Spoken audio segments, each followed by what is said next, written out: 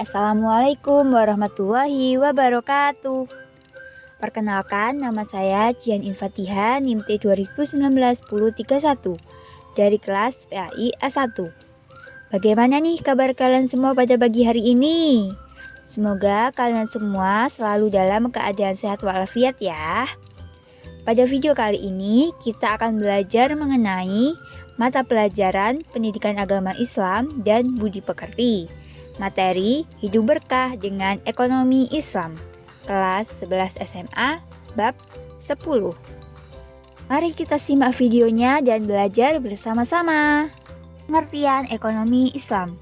Ekonomi Islam dalam bahasa Arab disebut dengan istilah al-mu'amalah al-madiyah, yaitu aturan-aturan tentang pergaulan dan perhubungan manusia mengenai hidupnya. Nah, dalam pembahasan ekonomi Islam ini, yang akan kita pelajari adalah jual beli, khiyar, riba, utang piutang, sewa menyewa, syirkah, perbankan syariah, dan asuransi syariah.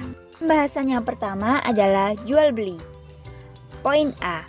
Pengertian jual beli.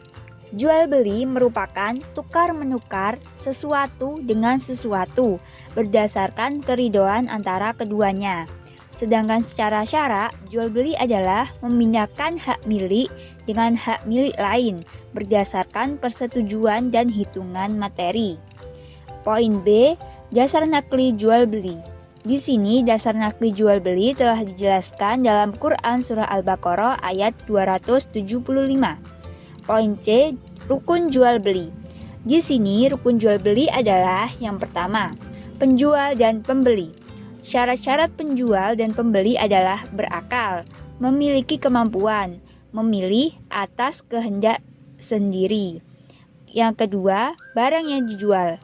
Syarat barang yang dijual adalah suci atau halal dan baik, bermanfaat, milik orang yang melakukan akad.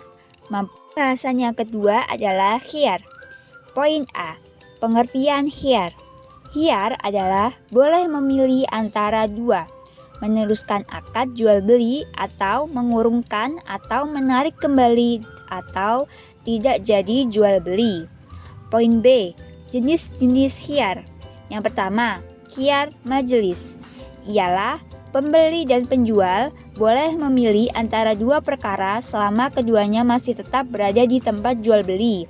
Yang kedua, khiyar syarat. Adalah khiyar dijadikan syarat sewaktu akad oleh keduanya atau salah seorang. Yang ketiga, khiyar aibi atau cacat adalah pembeli boleh mengembalikan barang yang dibelinya apabila pada barang tersebut terdapat suatu cacat yang mengurangi kualitasnya. Pembahasan yang ketiga adalah utang piutang. Poin A. Pengertian utang piutang. Utang piutang adalah memberikan sesuatu kepada seseorang dengan perjanjian dia akan membayar yang sama dengan itu. Poin B. Dasar nakli. Dasar nakli utang piutang telah dijelaskan dalam Quran Surah Al-Ma'idah ayat 2. Poin C. Rukun utang piutang, yaitu yang pertama, yang berutang dan yang berpiutang. Yang kedua, barang yang diutangkan. Dan yang ketiga, lafaz atau kalimat mengutangi. Bahasan yang keempat adalah riba. Poin A. Pengertian riba. Riba berasal dari bahasa Arab, yaitu zidayah yang artinya tambahan.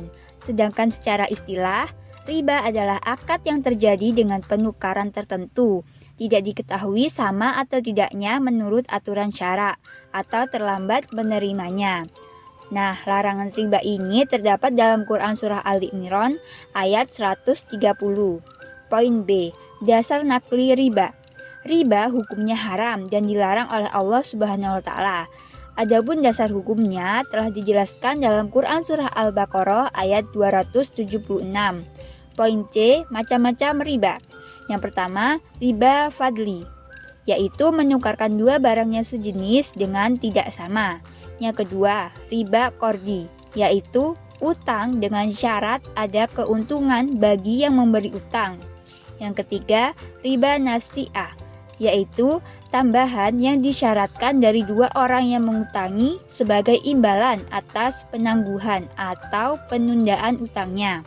Dan yang keempat, ribayat, yaitu riba dengan sebab berpisah dari tempat akad jual beli sebelum serah terima antara penjual dan pembeli. Poin D. Dampak negatif adanya riba. Riba dalam kehidupan sehari-hari berdampak negatif.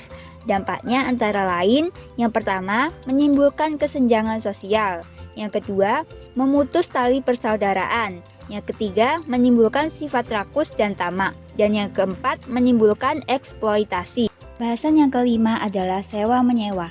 Poin A. Pengertian sewa-menyewa. Dalam kajian keislaman, sewa-menyewa disebut dengan istilah ijaroh. Secara bahasa, ijaroh berasal dari kata ajru yang berarti pengganti. Sedangkan secara istilah, ijaroh adalah akad atas manfaat yang dimaksud lagi diketahui dengan tukaran sesuai dengan kesepakatan.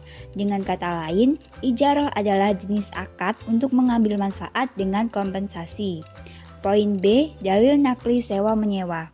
Dasar hukum sewa-menyewa telah dijelaskan dalam Quran Surah Al-Baqarah ayat 233. Poin C. Rukun ijaroh. Yang pertama, ada yang menyewa dan ada yang menyewakan. Adapun syaratnya adalah berakal, balik, kehendak sendiri atau bukan dipaksa, dan keduanya tidak bersifat mubadzir. Yang kedua, sewa. Dan yang ketiga, manfaat. Syarat manfaat adalah manfaat yang berharga. Keadaan manfaat dapat diberikan oleh orang yang menyewakan dan diketahui kadarnya dengan jangka waktu tertentu. Poin D. Syarat sah sewa.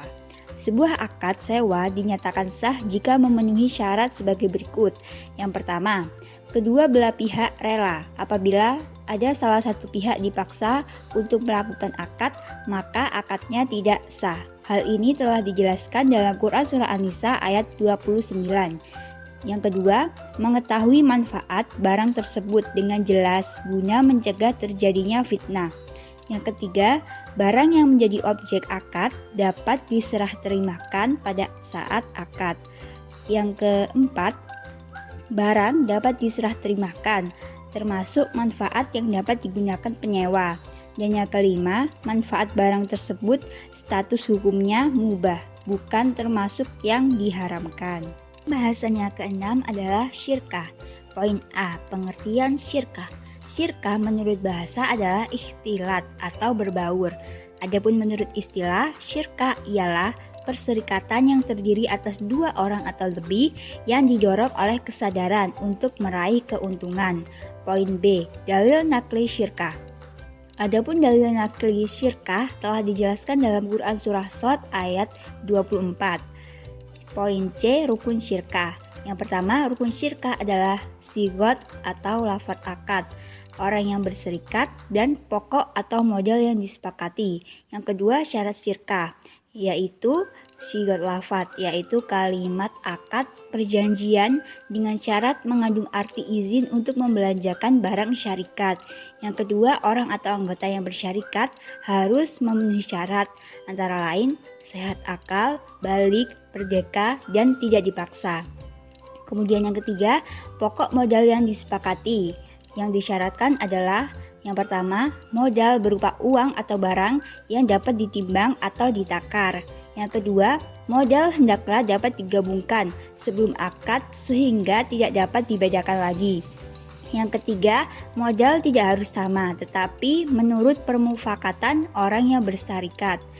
Kemudian poin yang D, macam-macam syirkah, yaitu yang pertama syirkah inan, adalah kerjasama antara dua orang atau lebih yang masing-masing memberi kontribusi kerja dan modal dalam menjalankan suatu usaha.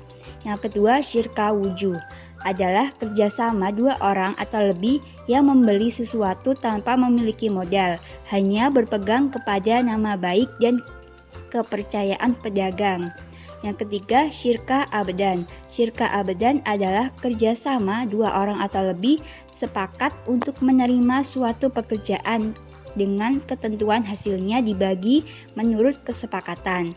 Dan yang keempat, syirkah mufawaddah adalah kerjasama antara dua pihak atau lebih saling menjalin ikatan untuk bersama-sama melakukan suatu pekerjaan dengan syarat keduanya menyetorkan modal yang sama. melakukan pengelolaan yang sama di jalur yang sama, dengan peran salah satu pihak dari keduanya bertindak selaku kafil atau penanggung jawab atas nama bagi yang lain dalam urusan membeli atau menjual barang. Bahasan yang ketujuh adalah perbankan syariah.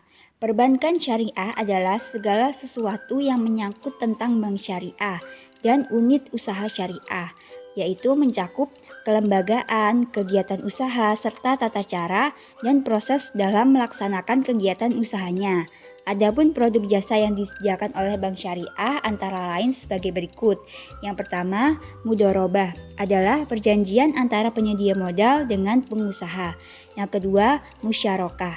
Konsep ini diterapkan pada model partnership atau joint venture. Yang ketiga, murabahah, yakni penyaluran dana dalam bentuk jual beli. Yang keempat, wadiah atau jasa penitipan adalah jasa penitipan dana di mana penitip dapat mengambil dana tersebut sewaktu-waktu. Dan yang kelima, deposito mudharabah, yaitu nasabah menyimpan dana di bank dalam kurun waktu yang tertentu.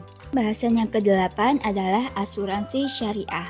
Asuransi syariah adalah usaha saling melindungi dan tolong-menolong di antara sejumlah orang atau pihak melalui investasi dalam bentuk aset atau tabarruk yang memberikan pola pengembalian untuk menghadapi resiko tertentu melalui akad atau perikatan yang sesuai dengan syariah.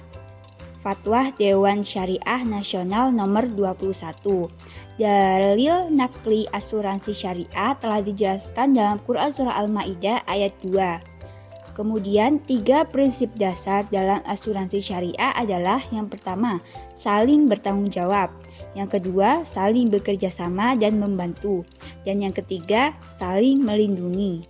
Nah, itulah tadi materi yang kita pelajari pada hari ini. Apakah pembelajaran hari ini menyenangkan? Apakah kalian dapat memahami materinya dengan baik?